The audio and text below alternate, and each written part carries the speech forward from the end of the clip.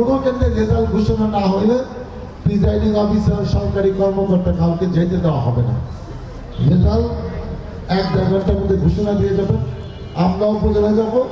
আমরা সারা জীবন দেখছি, আমি 96 এমপি হয়েছি, 2000 এমপি, 12টা-1টার মধ্যে রেজাল্ট ঘোষণা হয়ে যায়। কারা কারা নাকি বলে যে ওই কয়েকদিন সময় লাগতে পারে, কয়েকদিন সময় লাগলে কি লোকজন কি সারা রাত বসে থাকবো নাকি? এই লোকজনটা আমি থামাইতে পারবো না যদি 12টা-1টা-2টার মধ্যে ঘোষণা না হয়। আমার ভোট আমি দিব, যাকে ইচ্ছা তাকে দিব। আমার ভোট আমি দিব, যোগ্য প্রার্থী থেকে দিব। আগের নির্বাচন ছিল আমার ভোট আপনার ভোট, সব নৌকায় দিতে হবে। এইবার এই স্লোগানটা নাই। আওয়ামী লীগ 3-4টা নির্বাচন করছে তো, ওই নৌকায় ভোট দিতে যাইবেন, নাহলে আপনি যাইবেন না। এইবার সরকার বলে দিচ্ছে যে না, আপনি যা ইচ্ছে তাই করেন, যাকে ইচ্ছে তাকে ভোট দেন, কোনো সমস্যা নাই। সানশাইন আটা ময়দা সুজি, ভালোবাসায় তৈরি। এবং দেখেন, এটা সেই নির্বাচন যে নির্বাচনে আন্দোলন সংগ্রাম হয়েছে, আমাদের নেত্রী কোনো আপোষ করে নাই। 17 বছর আন্দোলন সংগ্রাম করে তার নামে মিথ্যা মামলা 10 বছরের সাজা দিয়ে 2 বছর জেলে তাকে থাকতে হয়েছে, কিন্তু কোনো আপোষ করে নাই।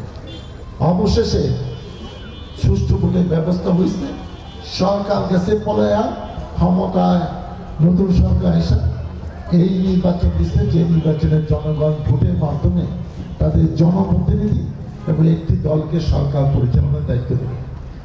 আপনারা 12 তারিখে সকাল সকাল চলে যাবেন। অতীতের নির্বাচনগুলোতে কখনো এত লোক কোনো নির্বাচনী ক্যাম্পে থাকতো না, কোনো মুরব্বীরা যাওয়ার সাহস পেত না, মহিলারা যাইতো না।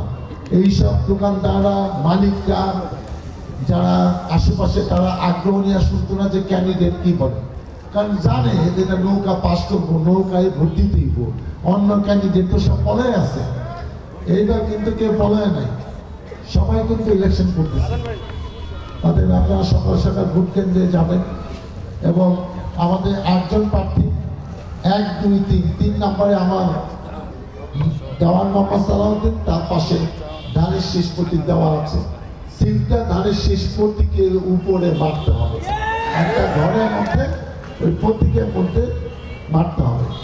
ভোট কেন্দ্রে কিন্তু পাহারা দিতে হবে, কেন আমরা ওই স্বৈরাচার শাসকের কাছে শিখছি, তাহলে ভোট দিয়ে চলে আসছেন, দেখবেন যে কার ভোট কোন জায়গায় দেখাই দিতেছে তার কোনো আগা মাথা নাই।